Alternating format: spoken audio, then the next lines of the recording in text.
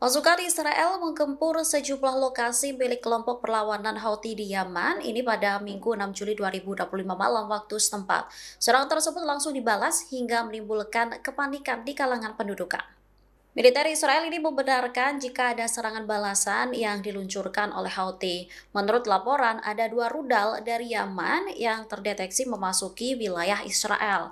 Rudal ini diluncurkan hanya beberapa jam setelah pasukan Israel menggempur sejumlah target kelompok Houthi. Akibat serangan tersebut, sirine berbunyi beberapa saat di beberapa wilayah Israel. Militer Israel mengklaim telah mencegat rudal tersebut, namun pihaknya masih akan meninjau lebih lanjut apakah rudal dari Yaman tersebut ini berhasil dicegat atau jatuh mengenai target.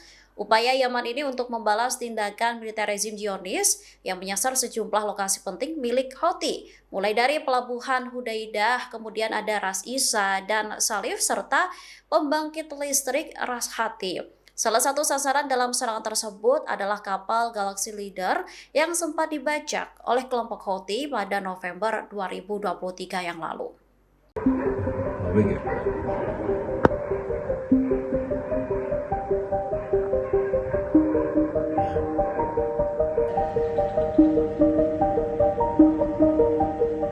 Pasukan berlawanan di Yaman Houthi ini meluncurkan sejumlah roket menyasar wilayah Israel pada Minggu 6 Juli 2025 malam waktu setempat.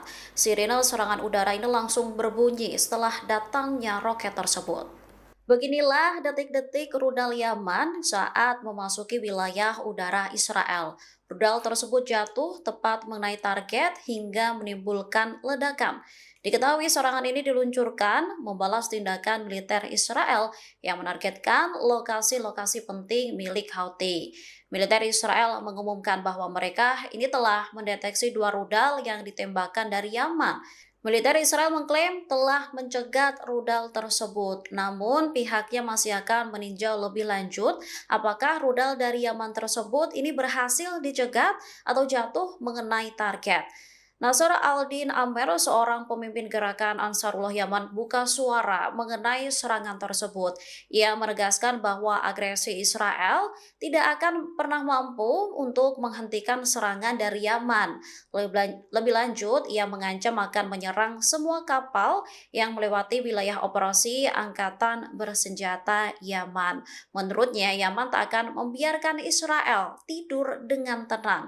Pasalnya, Angkatan Bersenjata Yaman akan terus meluncurkan serangan sampai agresi di Gaza ini berhenti.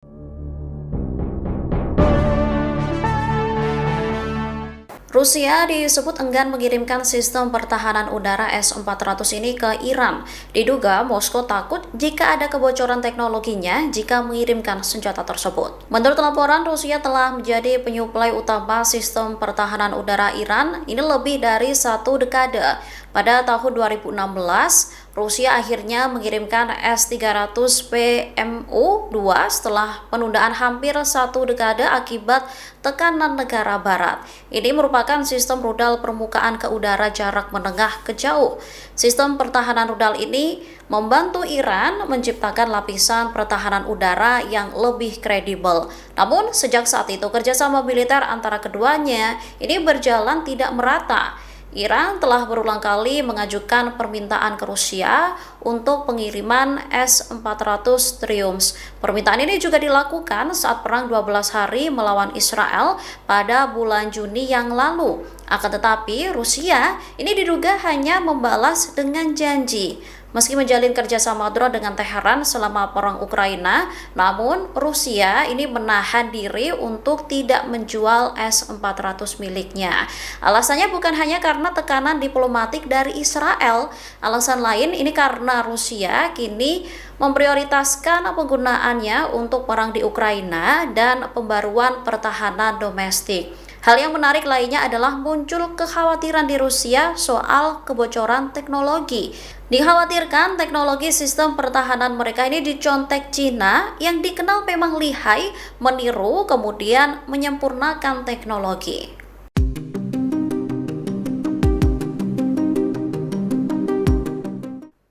Iran disebut menggunakan strategi lebih mandiri ini dalam membangun sistem pertahanannya. Mereka menggabungkan teknologi milik negara-negara besar untuk memperkuat pertahanan. Dikutip dari tribunnews.com, Iran disebut mengombinasikan teknologi milik Rusia, Tiongkok, dan senjata-senjata miliknya sendiri, seperti drone Shahed 129, kemudian ada Muhajir 6, dan varian Aras. Contohnya saat Iran ini memodifikasi rudal Buk M2E buatan Rusia dengan sistem milik Tiongkok.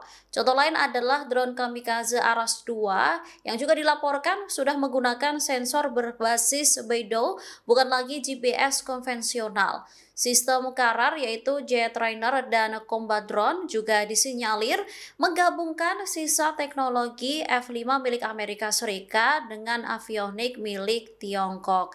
Tehran diduga ingin menciptakan ekosistem pertahanan yang tidak mudah dilumpuhkan oleh satu embargo pun. Sementara hubungan Iran dan Rusia sendiri saat ini tengah menjadi sorotan. Pasalnya, Moskow diduga enggan mengirimkan sistem pertahanan S-400 ke Iran. Padahal Iran terus berulang kali mengirimkan drone-nya ke Rusia untuk menyerang Ukraina. Namun, Rusia terus menahan diri untuk menjual S-400 meski Iran berulang kali mengajukan permintaan ke Rusia termasuk saat perang dengan Israel bulan Juni yang lalu.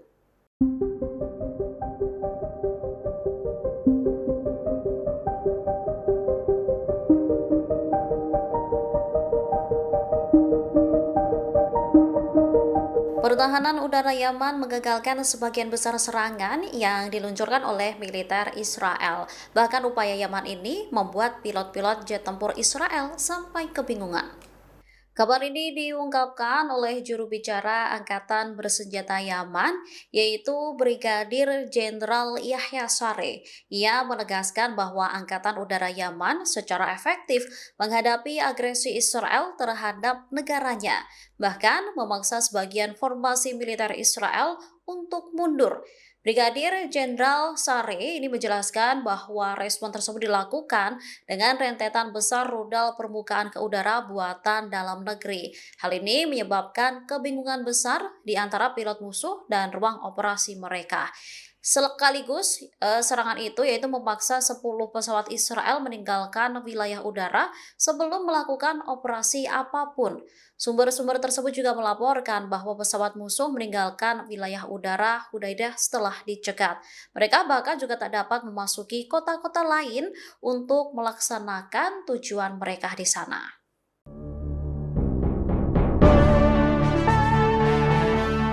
Presiden Amerika Serikat mengungkapkan kemarahannya kepada negara-negara yang tergabung dalam BRICS. Trump bahkan mengancam menambah tarif impor tambahan ke anggota-anggota BRICS yang artinya Indonesia menjadi salah satunya. Kemarahan tersebut disampaikan Trump seusai BRICS mengeluarkan pernyataan bersama yang mengecam tarif impor dalam KTT di Brazil pada Minggu 6 Juli 2025. Trump mengancam balik dengan bersumpah untuk mengenakan tarif tambahan sebesar 10% ke anggota-anggota BRICS. Menurutnya tak ada pengecualian terhadap kebijakan ini. Sebelumnya, para pemimpin 11 negara anggota BRICS menyuarakan kekhawatiran soal tarif impor. Pasalnya, tarif tersebut dinilai beresiko merugikan ekonomi global. Pernyataan bersama tersebut tidak menyebutkan negara Amerika Serikat ataupun juga Trump sendiri. Namun makna dibaliknya adalah kecaman yang diarahkan kepada negeri Paman Sam. Mereka menyuarakan kekhawatiran serius tentang munculnya tarif unilateral dan tindakan non-tarif. Para anggota-anggota BRICS memperingatkan bahwa hal itu ilegal dan juga sewenang-wenang. Download Tribun X sekarang, menghadirkan lokal menjadi Indonesia.